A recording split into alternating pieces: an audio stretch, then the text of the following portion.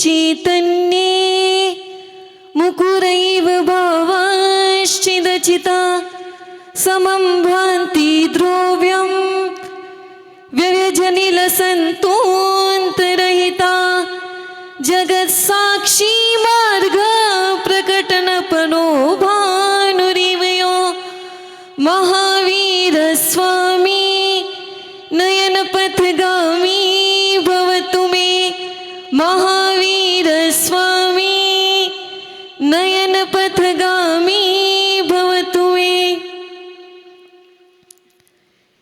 मेरे गुरुदेव गुरु ने ज्ञान दिया हमको, गुरु मंजिल दिखाएंगे, बुझे से दिल में आकर के मेरा दीपक जलाएंगे। गुरु से बढ़ के दुनिया में नजर कुछ भी नहीं आता, गुरु का हाथ सिर पे हो तो खुद तकदीर बन जाए, गुरु का हाथ सिर पे हो तो खुद तकदीर बन जाए। जयकारा लगाएंगे बड़ी भक्ति के साथ। बोलिए प्रथम तीर्थंकर आदिनाथ भगवान की, बोलिए वर्तमान शासनायक महावीर भगवान की, बोलिए परम पूज्य मुनि कुंजर आचार्य शिक्षण आदि सागर जी महाराज की, बोलिए तीर्थ भक्त शिरोमणि आचार्य शिक्षण महावीर कीर्ति महाराज की, बोलिए परम पूज्य आचार्य शिक्षण विमल सागर जी महाराज की, बोलिए परम पूज्य तपस्वी सम्राट तपो मार्तंड आचार्य शिक्षण सन्मति सागर जी गुरुदेव की, बोलिए परम पूज्य चतुर्पट्टाधीश वात्सल्य शिरोमणि राष्ट्र गौरव आचार्य भगवान श्री सुनील सागर जी गुरुदेव की जय हो। समस्त आचार्य संघ की जय हो।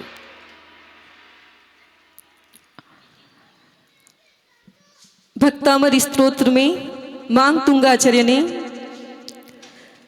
संसारी प्राणियों को संबोधित करते हुए कहा है कि किस तरह प्राणी अपने भीतर ज्ञान रूपी दीपक प्रज्वलित करे। एक सुंदर श्लोक। निर्धूमवर्तिरपवर्जित तैलपूरा कृष्णं जगत्त्रयमिदं प्रकटीकरोषि गम्यो न जातुमरुतां चलिताचलानां दीपोपरस्त्वमसि नाथ जगत प्रकाश। मानतुंगा आचार्य ने क्या सुंदर शब्दों में कहा है कि एक सामान्य दीपक जलाते हैं तो उसके लिए क्या आवश्यकता होती है? माचिस की आवश्यकता होती है, तब जाके क्या होता है? दीपक जलता है। आपके पास सारी सामग्री है, सारे दीपक है, लेकिन माचिस की तिल्ली नहीं तो क्या होगा? दीपक जलेगा नहीं जल पाएगा।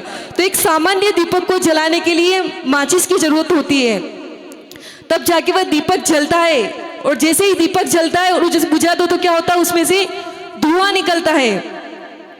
लेकिन क्या कहते हैं कि हे भगवान, हे गुरुदेव, आपका दीपक कैसा है जिसमें धुआं नहीं निकलता है? सामान्य दीपक हो तो उसे क्या करते हैं? जब हवा आती है, आंधी आती है तो वो दीपक बुझ जाता है। लेकिन हे गुरुवे, आपके ज्ञान रूपी दीपक ऐसा है जिसे कभी बुझाया नहीं जा सकता है। आप इस जगत में अलौकिक दीपक हो। ये महावीर भगवान का निर्वाण महोत्सव है, जिसमें यही कह रही है कि आप अपने ज्ञान रूपी दीपक को प्रज्वलित करें। आप अपने बच्चों को लेकर के आए।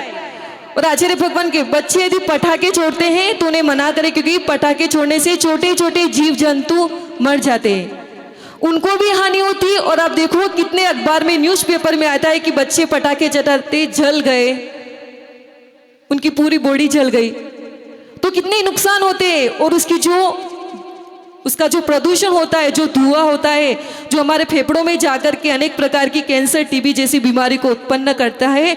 तो आप अपने बच्चों को लेकर के आए, आचार्य भगवान आपके सामने विराजमान है, और बच्चों को संकल्प कराए कि हम पटाखे नहीं छोड़ेंगे।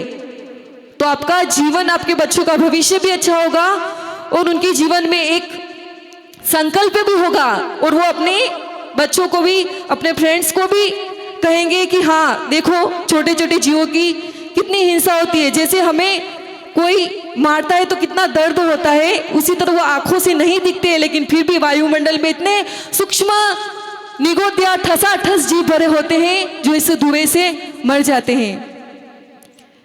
एक बार क्या होता है, एक चित्रकार होता है, तो चित्रकार सोचता है कि मैं अपने गुरुदेव को कैसे प्रसन्न करूं। वो क्या करता है कि सोचता है कि मैं कोई सुंदर चित्र बनाऊं। अब उसको समझ में नहीं आता है कि चित्र बनाऊं तो किसका बनाऊं, कुछ समझ में नहीं आता है।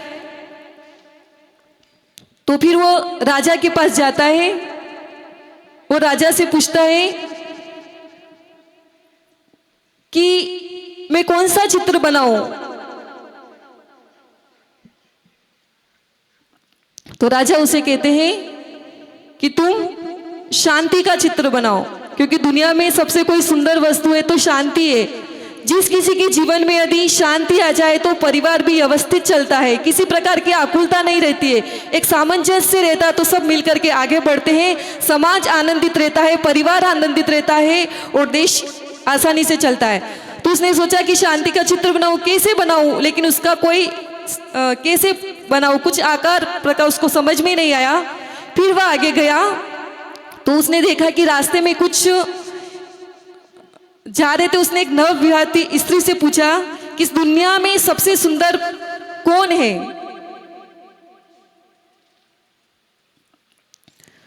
तो उस स्त्री ने कहा कि दुनिया में सबसे सुंदर प्रेम है। यदि घर में प्रेम है, आपसी में वात्सल्य है, तो परिवार अच्छे से रहता है, सब मिलजुल करके एकजुट रह सकते हैं और पूरा जीवन हरा भरा रहता है। सबके चेहरों पे प्रसन्नता होती है, आनंदित होता है, देख करके भी आपस वाले में पूरा माहौल ही चेंज हो जाता है। तो उसने सोचा चलो प्रेम का चित्र बनाओ। अब प्रेम का चित्र कैसे बनाए, उसको कुछ समझ में नहीं आया, कौन बना सकता है। अब फिर उसे समझ में नहीं आया, फिर आगे गया तो उसे देखा कि कोई सिपाही लोग किसी व्यक्ति को पकड़ करके बड़ी कठिनाई से उसे घिसटते हुए ले जा रहे थे। तो उसने उस जेलर से ही पूछा, बताओ कि दुनिया में सबसे सुंदर क्या है। उसने पूछा उससे कि दुनिया में सबसे सुंदर क्या है। तो उसने कहा कि दुनिया में सबसे सुंदर सत्य है। यदि तुम्हारे जीवन में सत्य होता तो तुम्हें इस तरह पुलिस पकड़ के नहीं ले जाती। तो उसने सोचा अब सत्य का चित्र कैसे बनाए, उसे कुछ समझ में नहीं आया। फिर वो आगे बढ़ा तो उसे एक माँ दिखाई दी जिसके हाथ में एक छोटा सा बच्चा था। वो अपने बच्चों को बहुत लाड प्यार कर रही थी, उसे खिला रही थी।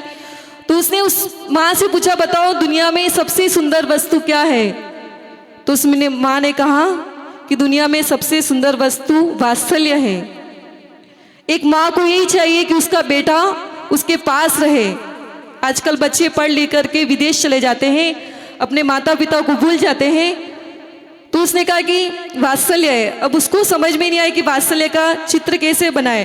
कोई कहता है कि शांति का चित्र बनाए, कोई कहता है प्रेम का बनाए, कोई कहता है सत्य का बनाए, कोई कहता है वात्सल्य का बनाए। अब उसको समझ में नहीं आया कि किसका चित्र बनाए।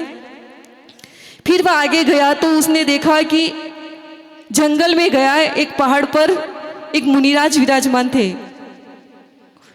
उन्होंने देखा एकदम शांत, उनके चेहरे पर शांति झलक रही थी, उनके चेहरे पर आनंद था, किसी प्रकार की आकुलता नहीं थी। तो उसको सारी बातें स्मरण आ गई कि उनके चेहरे पर तो शांति भी दिखाई देती है।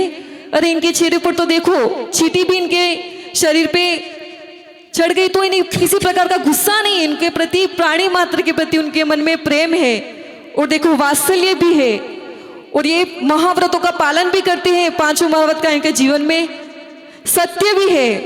तो फिर उसने क्या किया, ऐसा चित्र बनाया जिसमें शांति भी थी, प्रेम भी था, वात्सल्य भी था और सत्य भी था। वो कोई चित्र और नहीं था, आपके सामने विराजमान आचार्य भगवान श्री सुनील सागर जी गुरुदेव का था। बड़े सौभाग्य की बात है कि हम लोगों को दीक्षा हो गई, 3 चतुर्मास बीत गए। पहला चतुर्मास जयपुर में था, दूसरा चतुर्मास दिल्ली में था। लेकिन मैं कहूंगी कि किशनगढ़ वासियों का परम सौभाग्य है कि यहाँ जो गुरु की कृपा बरसी वो अभी तक कितने भी चतुर्मास हुए वहां पर नहीं बरसी। सबके दुख दर्दों को सुनना, सब सुखी रहे, सब शांति रहे, सब अपने जीवन का मंगलमय करे। ये आपका बड़ा सौभाग्य है कि आपको इतना गुरुदेव का स्वर्णिम लाभ मिला। ऐसे महान आचार्य गुरुदेव आपके बीच में विराजमान है। अब तो दिन गिनती के दिन है। ओम खत्म हो गए दिन। महावीर भगवान की